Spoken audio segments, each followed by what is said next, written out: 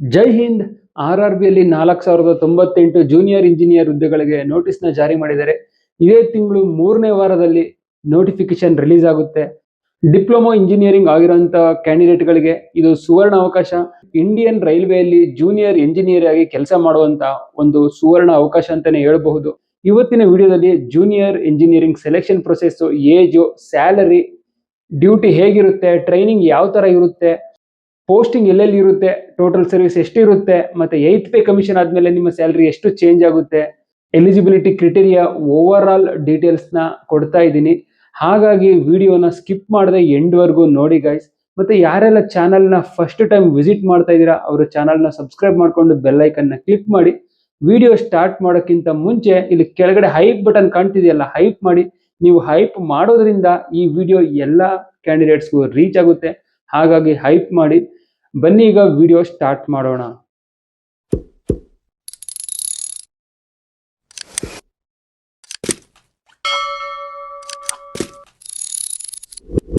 Eligibility criteria ಹೇಳೋದಕ್ಕಿಂತ ಮೊದಲು RRB JE ಅಂದ್ರೆ ಏನು, ಜೂನಿಯರ್ ಇಂಜಿನಿಯರಿಂಗ್ ವರ್ಕ್ ಯಾವ ತರ ಇರುತ್ತೆ, ಎಲ್ಲೆಲ್ಲಿ ವರ್ಕ್ ಇರುತ್ತೆ, ಪೋಸ್ಟಿಂಗ್ ಎಲ್ಲೆಲ್ಲಿ ಕೊಡ್ತಾರೆ, ನಮ್ಮ ಕರ್ನಾಟಕದಲ್ಲೇ ಇರುತ್ತಾ ಅಥವಾ ಔಟ್ ಆಫ್ ಸ್ಟೇಟ್ ಅಲ್ಲಿ ಹಾಕ್ತಾರಾ, ಮತ್ತೆ ನಿಮ್ಗೆ ಜಾಯಿನ್ ಆದ್ಮೇಲೆ ಟ್ರೈನಿಂಗ್ ಯಾವ ತರ ಕೊಡ್ತಾರೆ, ಮೊದಲನೇ ತಿಂಗಳ ಸಂಬಳ ಎಷ್ಟು, 8th ಪೇ ಕಮಿಷನ್ ಆದ್ರೆ ಈ ಸ್ಯಾಲರಿ ಎಷ್ಟು ಜಾಸ್ತಿ ಆಗುತ್ತೆ, ಸ್ಯಾಲರಿ ಅಲ್ಲದೆ ಬೇರೆ ಏನೇನು ಬೆನಿಫಿಟ್ಸ್ ಗಳು ರೈಲ್ವೆಯಲ್ಲಿ ಸಿಗುತ್ತೆ, ಮತ್ತೆ ಪ್ರಮೋಷನ್ ಯಾವ ತರ ಕೊಡ್ತಾರೆ, ಎಷ್ಟು ವರ್ಷಗಳಿಗೊಮ್ಮೆ ಪ್ರಮೋಷನ್ ಇರುತ್ತೆ, ಈ ಪ್ರತಿಯೊಂದು ಇನ್ಫಾರ್ಮೇಶನ್ ನ ಮೊದಲಿಗೆ ತಿಳ್ಕೊಳ್ಳೋಣ. ಅದಾದ್ಮೇಲೆ ನಿಮ್ಗೆ ಎಲಿಜಿಬಿಲಿಟಿ ಕ್ರಿಟೇರಿಯಾ ಬಗ್ಗೆ ಫುಲ್ ಡೀಟೇಲ್ಸ್ ನ ಕೊಡ್ತೀನಿ ಗೈಸ್. ಈ ಹುದ್ದೆಗಳಿಗೆ ಮೇಲ್ ಫಿಮೇಲ್ ಇಬ್ರು ಅಪ್ಲೈನ ಮಾಡಬಹುದು. 4098 ವೇಕೆನ್ಸಿಗಳನ್ನ ಕರೆದಿದ್ದಾರೆ. ನೋಟಿಫಿಕೇಶನ್ ಜುಲೈ 3ನೇ ವಾರದಲ್ಲಿ ಬಿಡ್ತಾರೆ. ಜುಲೈ 4ನೇ ವಾರದಲ್ಲಿ ಅಪ್ಲಿಕೇಶನ್ ಡೇಟು ಆನ್ಲೈನ್ ಅಲ್ಲಿ ಸ್ಟಾರ್ಟ್ ಆಗುತ್ತೆ ಗೈಸ್. ಡಾಕ್ಯುಮೆಂಟ್ಸ್ ಏನೇನು ಬೇಕು ಅಂತ ಹೇಳ್ತೀನಿ, ರೆಡಿ ಮಾಡಿ ಇಟ್ಕೊಳ್ಳಿ. ರೈಲ್ವೆಯಲ್ಲಿ ಯಾವ ಯಾವ ಪೋಸ್ಟ್ಗಳಿದೆ ಅಂತ ನೋಡೋಣ. ಜೂನಿಯರ್ ಇಂಜಿನಿಯರ್, DMS ಮತ್ತೆ CMA.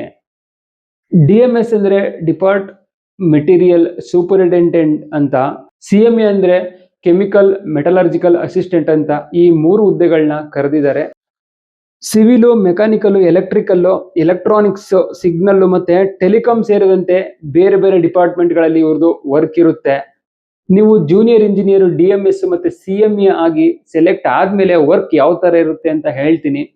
ಟ್ರ್ಯಾಕ್ ಇನ್ಸ್ಪೆಕ್ಷನ್ ಮಾಡೋದು, bridge inspection, railway maintenance, electrical maintenance, mechanical maintenance, signal system maintenance, project supervision, contractor work monitor, safety inspection. ಇದಿಷ್ಟು ವರ್ಕು ಈ ಹುದ್ದೆಗಳಲ್ಲಿ ಸೆಲೆಕ್ಟ್ ಆಗಿರೋ ಕ್ಯಾಂಡಿಡೇಟ್ಗಳು ಮಾಡಬೇಕಾಗುತ್ತೆ.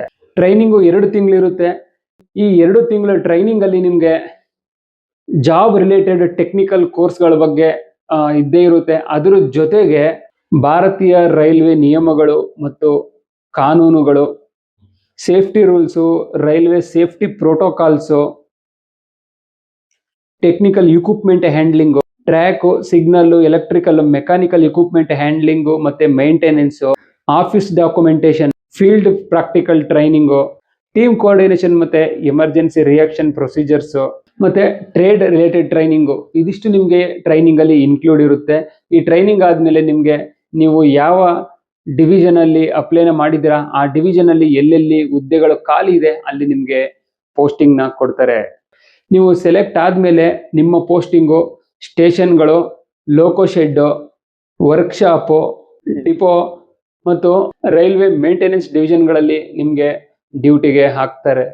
ಇದಿಷ್ಟು ಆಯ್ತು ಜೂನಿಯರ್ ಇಂಜಿನಿಯರ್ ಹುದ್ದೆಗಳ ಒಂದು ವರ್ಕ್ ಹೇಗಿರುತ್ತೆ, ಟ್ರೈನಿಂಗು. ಪ್ರಮೋಷನ್ ಬಗ್ಗೆ ಮಾತಾಡೋದಾದ್ರೆ, ಜೂನಿಯರ್ ಇಂಜಿನಿಯರ್ ಆಗಿ ಸೆಲೆಕ್ಟ್ ಆಗ್ತೀರಾ.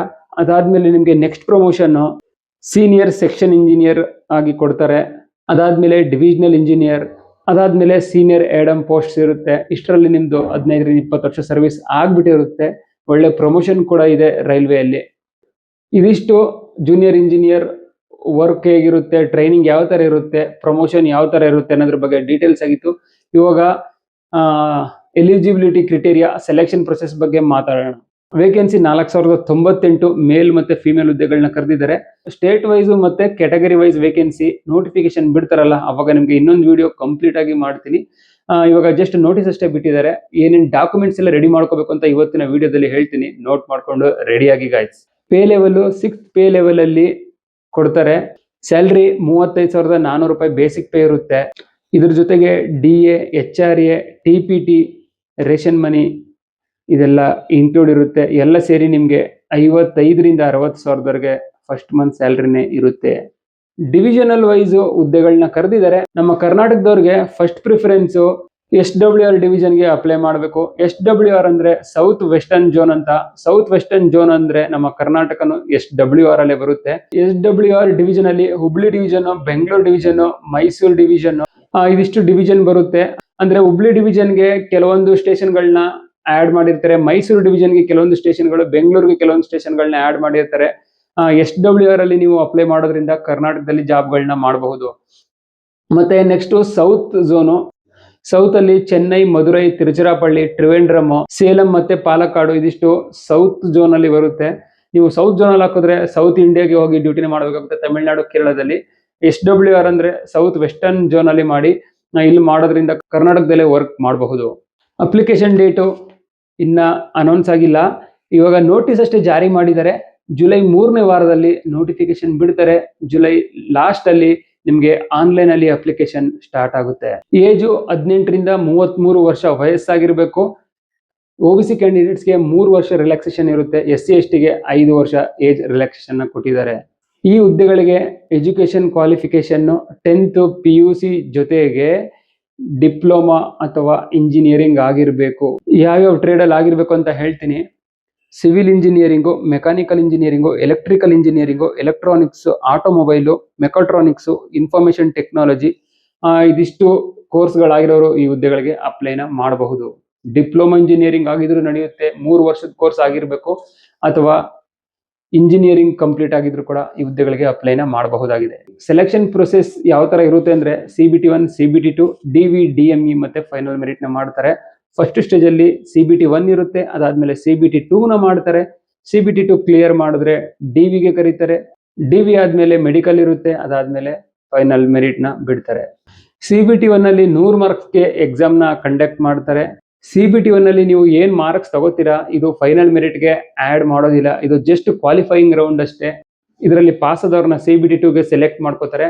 ಯಾವುದೇ ಮಾರ್ಕ್ಸ್ ಫೈನಲ್ ಮೆರಿಟ್ ಅಲ್ಲಿ ಆಡ್ ಮಾಡೋದಿಲ್ಲ. ಫೈನಲ್ ಮೆರಿಟ್ ಅಲ್ಲಿ ನಿಮ್ಗೆ CBT 2 ಮಾರ್ಕ್ಸ್ ಮಾತ್ರ ಆಡ್ ಆಗುತ್ತೆ ಗೈಸ್. ಎಕ್ಸಾಮ್ ಪ್ಯಾಟರ್ನ್ ಬಗ್ಗೆ ನೋಡೋದಾದ್ರೆ ಮ್ಯಾಥ್ಸ್ 30 ಕ್ವಶನ್ ಇರುತ್ತೆ, 30 ಮಾರ್ಕ್ಸ್ಗೆ. ಜನರಲ್ ಅವೇರ್ನೆಸ್ ಮತ್ತೆ ರೀಸನಿಂಗು 25 ಕ್ವಶನ್ ಇರುತ್ತೆ, 25 ಮಾರ್ಕ್ಸ್ಗೆ. ಜನರಲ್ ಅವೇರ್ನೆಸ್ 15 ಕ್ವಶನ್ ಇರುತ್ತೆ, 15 ಮಾರ್ಕ್ಸ್ಗೆ. ಜನರಲ್ ಸೈನ್ಸ್ 30 ಕ್ವಶನ್ ಇರುತ್ತೆ, 30 ಮಾರ್ಕ್ಸ್. ಟೋಟಲ್ 100 ಕ್ವಶನ್, 100 ಮಾರ್ಕ್ಸ್ ನ ಕೊಡ್ತಾರೆ. 1.5 ಗಂಟೆಯಲ್ಲಿ ಈ ಎಕ್ಸಾಮ್ ನ ಕಂಪ್ಲೀಟ್ ಮಾಡಬೇಕಾಗುತ್ತೆ. CBT 1 ನ ಕ್ಲಿಯರ್ ಮಾಡ್ತೀರಾ, ರಿಸಲ್ಟ್ ಬರುತ್ತೆ. ಅದಾದ್ಮೇಲೆ CBT 2 ನ ಮಾಡ್ತಾರೆ. CBT 2 ನಿಮ್ಗೆ 150 ಮಾರ್ಕ್ಸ್ ಇರುತ್ತೆ. 2 ಅವರಲ್ಲಿ ಎಕ್ಸಾಮ್ ನ ಕಂಪ್ಲೀಟ್ ಮಾಡಬೇಕಾಗುತ್ತೆ. ಎಕ್ಸಾಮ್ ಪ್ಯಾಟರ್ನ್ ಈ ತರ ಇರುತ್ತೆ. ಜನರಲ್ ಅವೇರ್ನೆಸ್ 15 ಕ್ವಶನ್, 15 ಮಾರ್ಕ್ಸ್ಗೆ. ಫಿಸಿಕ್ಸ್ 15 ಕ್ವಶನ್, 15 ಮಾರ್ಕ್ಸ್ಗೆ. Basics of computers and applications 10 question, 10 marks ಇರುತ್ತೆ. Basics of environment and pollution control 10 question, 10 ಮಾರ್ಕ್ಸ್ಗೆ. ಟೆಕ್ನಿಕಲ್ ಅಬಿಲಿಟೀಸ್ 100 ಕ್ವಶನ್, 100 ಮಾರ್ಕ್ಸ್ ಇರುತ್ತೆ. ಟೋಟಲ್ 150 ಕ್ವಶನ್, 150 ಮಾರ್ಕ್ಸ್ಗೆ ಎಕ್ಸಾಮ್ ಇರುತ್ತೆ. 2 ಅವರಲ್ಲಿ ಎಕ್ಸಾಮ್ ನ ಕಂಪ್ಲೀಟ್ ಮಾಡಬೇಕಾಗುತ್ತೆ. ಈಗ ಡಾಕ್ಯುಮೆಂಟ್ಸ್ ಏನೇನು ರೆಡಿ ಮಾಡ್ಕೋಬೇಕು ಅಂತ ಹೇಳ್ತೀನಿ, ನೋಟ್ ಮಾಡ್ಕೊಳ್ಳಿ. Aadhaar card, PAN card, 10th marks card, 12th marks card, diploma ಮತ್ತೆ ಇಂಜಿನಿಯರಿಂಗ್ ಮಾರ್ಕ್ಸ್ ಕಾರ್ಡು ಮತ್ತೆ certificates, caste certificate, income certificate, residential, domicile ಮತ್ತೆ ರೀಸೆಂಟ್ ಪಾಸ್ಪೋರ್ಟ್ ಸೈಜ್ ಫೋಟೋಸ್ ಇದಿಷ್ಟು ಡಾಕ್ಯುಮೆಂಟ್ ನ ನೀವು ರೆಡಿ ಮಾಡಿ ಇಟ್ಕೋಬೇಕಾಗುತ್ತೆ. CBT 1 ಆಯ್ತು, CBT 2 ಆಯ್ತು. CBT 2 ಕ್ಲಿಯರ್ ಮಾಡಿದ್ರೆ ನೆಕ್ಸ್ಟ್ ನಿಮ್ಗೆ ಡಾಕ್ಯುಮೆಂಟ್ ವೆರಿಫಿಕೇಶನ್ಗೆ ಕರೀತಾರೆ. ಡಾಕ್ಯುಮೆಂಟ್ ವೆರಿಫಿಕೇಶನ್ ಅಲ್ಲಿ ಇವಾಗ ನಾನು ಏನು ಹೇಳಿದೆ ಆ ಡಾಕ್ಯುಮೆಂಟ್ಸ್ ನೆಲ್ಲ ನೀವು ಇವಾಗ ಜೆರಾಕ್ಸ್ ನ ಸ್ಕ್ಯಾನ್ ಮಾಡಿ ಅಪ್ಲೈ ಮಾಡಬೇಕಾಗುತ್ತೆ. ಆನ್ಲೈನ್ ಅಲ್ಲಿ ನೀವು ಏನೇನು ಸ್ಕ್ಯಾನ್ ಮಾಡಿ ಅಪ್ಲೋಡ್ ಮಾಡಿದೀರಾ ಆ ಜೆರಾಕ್ಸ್ ನ ಒರಿಜಿನಲ್ ಕಾಪಿನ ನೀವು ಡಾಕ್ಯುಮೆಂಟ್ ವೆರಿಫಿಕೇಶನ್ಗೆ ತಗೊಂಡು ಹೋಗ್ಬೇಕಾಗುತ್ತೆ. ಅದರಲ್ಲಿ ನಿಮ್ಮ ಎಲ್ಲ ಡಾಕ್ಯುಮೆಂಟ್ಸ್ ನ ವೆರಿಫಿಕೇಶನ್ ಮಾಡ್ತಾರೆ. ಅದಾದ್ಮೇಲೆ ನಿಮ್ಗೆ ಅಲ್ಲೇ ಮೆಡಿಕಲ್ ಸ್ಟಾರ್ಟ್ ಆಗುತ್ತೆ. ಡಾಕ್ಯುಮೆಂಟ್ ವೆರಿಫಿಕೇಶನ್ ಅಲ್ಲಿ ನೀವು ಏನು ಸ್ಕ್ಯಾನ್ ಮಾಡಿ ಜೆರಾಕ್ಸ್ ಹಾಕಿರ್ತೀರಾ ಅದರಲ್ಲಿ ಒಂದು ಡಾಕ್ಯುಮೆಂಟ್ ಮಿಸ್ ಆಯ್ತು ಅಂದ್ರೂ ಕೂಡ ನೀವು ಅಲ್ಲೇ ರಿಜೆಕ್ಟ್ ಮಾಡ್ತಾರೆ. ಹಾಗಾಗಿ ಎಲ್ಲ ಒರಿಜಿನಲ್ ಡಾಕ್ಯುಮೆಂಟ್ ನ ತಗೊಂಡು ಹೋಗ್ಬೇಕಾಗುತ್ತೆ. ನೆಕ್ಸ್ಟ್ ಮೆಡಿಕಲ್ ಅಲ್ಲಿ ನಿಮ್ಗೆ ಅಷ್ಟೇನು ಹಾರ್ಡ್ ಮೆಡಿಕಲ್ ಇರೋದಿಲ್ಲ. Agniveer, army, SSC GD, CAPF ಈ ತರ ಇರೋದಿಲ್ಲ. ಮೆಡಿಕಲ್ ಕ್ಯಾಟಗರಿ ನಾರ್ಮಲ್ ಆಗಿ ಮಾಡ್ತಾರೆ. ಮತ್ತೆ ಫಿಸಿಕಲ್ ಇದೆಯಾ ಸರ್ ಅಂತ ನೀವು ಕೇಳಬಹುದು. ಇಲ್ಲ, ಈ ಹುದ್ದೆಗಳಿಗೆ ಯಾವುದೇ ಫಿಸಿಕಲ್ ಇರೋದಿಲ್ಲ. ಮೆಡಿಕಲ್ ಮಾಡ್ತಾರೆ, ನಾರ್ಮಲ್ ಆಗಿ ಮೆಡಿಕಲ್ ಇರುತ್ತೆ. ಅದರಲ್ಲಿ ವಿಷನ್ ಟೆಸ್ಟ್ ಇರುತ್ತೆ, ಕಲರ್ ವಿಷನ್ ಅಂದ್ರೆ ಐ ಟೆಸ್ಟ್ ನ ಮಾಡ್ತಾರೆ, ಹಿಯರಿಂಗ್ ಟೆಸ್ಟ್ ನ ಮಾಡ್ತಾರೆ ಅಂದ್ರೆ ಕಿವಿಗಳದು, ಹೈಟ್ ವೈಟ್ ನ ಚೆಕ್ ಮಾಡ್ತಾರೆ. ಇಷ್ಟೇ ಹೈಟ್ ಇರ್ಬೇಕಂತ ಏನಿಲ್ಲ, ಜಸ್ಟ್ ಚೆಕ್ ಮಾಡ್ತಾರೆ ಅಷ್ಟೇ. ಮತ್ತೆ blood pressure, ECG, liver test, kidney test, sugar test, ಇದೆಲ್ಲ ಟೆಸ್ಟ್ಗಳನ್ನ ಮಾಡ್ತಾರೆ. ಮತ್ತೆ ಓವರ್ ಆಲ್ ಬಾಡಿ ಹೆಲ್ತ್ ನ ಚೆಕಪ್ ಮಾಡ್ತಾರೆ. ಇದಿಷ್ಟು ಮೆಡಿಕಲ್ ಅಲ್ಲಿ ಇರುತ್ತೆ. ಯಾವ್ಯಾವ ಹುದ್ದೆಗೆ ಎಷ್ಟೆಷ್ಟು ವೇಕೆನ್ಸಿ ಇದೆ ಅಂತ ನೋಡೋಣ. First one junior engineer electrical, design, drawing ಮತ್ತು ಎಸ್ಟಿಮೇಷನ್ನು. ಇದು ಎಲೆಕ್ಟ್ರಿಕಲ್ ಡಿಪಾರ್ಟ್ಮೆಂಟಲ್ಲಿ ಬರುತ್ತೆ. ಸಬ್ ಡಿಪಾರ್ಟ್ಮೆಂಟು ಡಿಸೈನ್ ಮತ್ತು ಡ್ರಾಯಿಂಗು 41 ವೇಕೆನ್ಸಿ ಬಿಟ್ಟಿದ್ದಾರೆ. Second one junior engineer electrical EMU, electrical department, EMU sub department, ಇದು 44 ವೇಕೆನ್ಸಿ ಇದೆ. Third one junior engineer electrical general services, electrical department, ಎಲ್ಲ electrical ಡಿಪಾರ್ಟ್ಮೆಂಟೇ, 111 vacancy. Next junior engineer electrical 38 vacancy. Next one junior engineer electrical TRD 180 vacancy. Next one junior engineer electrical TRS 163 vacancy. Next one junior engineer electrical workshop 33 vacancy. Next one junior engineer design electrical 4 vacancy.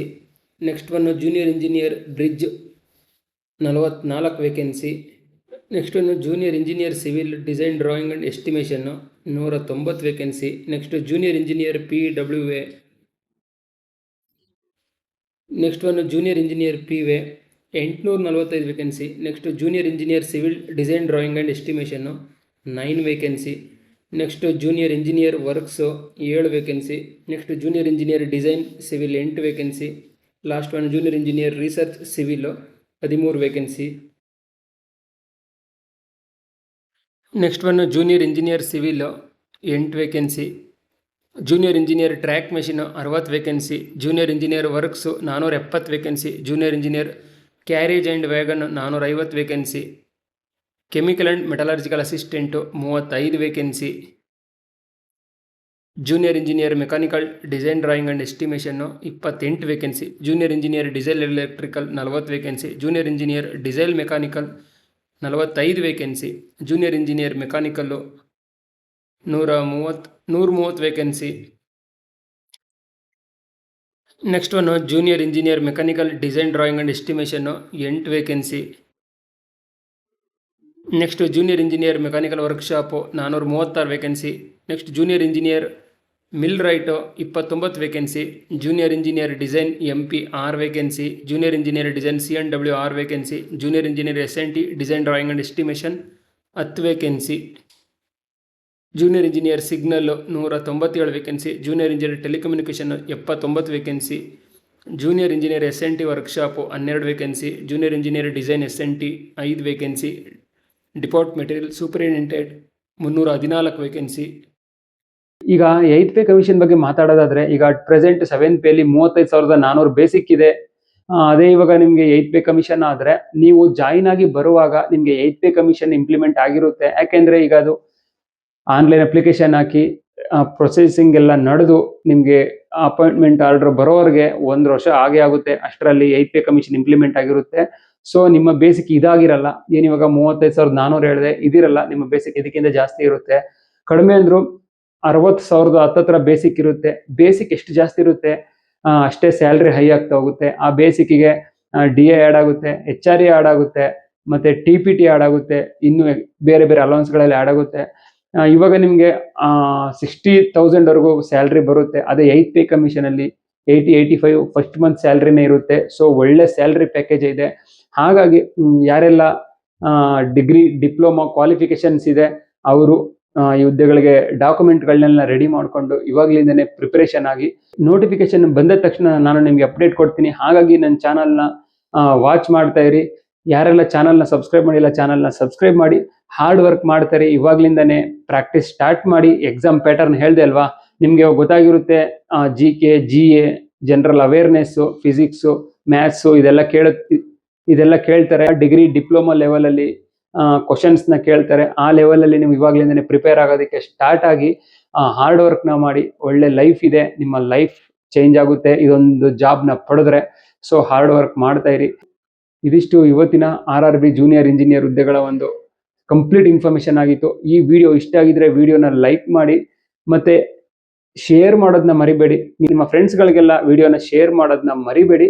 ಮತ್ತೆ ಯಾರೆಲ್ಲ ಚಾನಲ್ನ subscribe ಮಾಡಿಲ್ಲ ಹಂಗೆ ನೋಡ್ತಾ ಇದ್ದೀರಾ, ಅವರು ಚಾನಲ್ನ subscribe ಮಾಡಿ, ಬೆಲ್ ಐಕನ್ನ ಕ್ಲಿಕ್ ಮಾಡಿ. ಬೆಲ್ ಐಕನ್ ಕ್ಲಿಕ್ ಮಾಡಿಬಿಟ್ಟು ಆಲ್ ಅಂತ ಆಪ್ಷನ್ ಇದೆ, ಅದನ್ನು ಕೊಡಿ.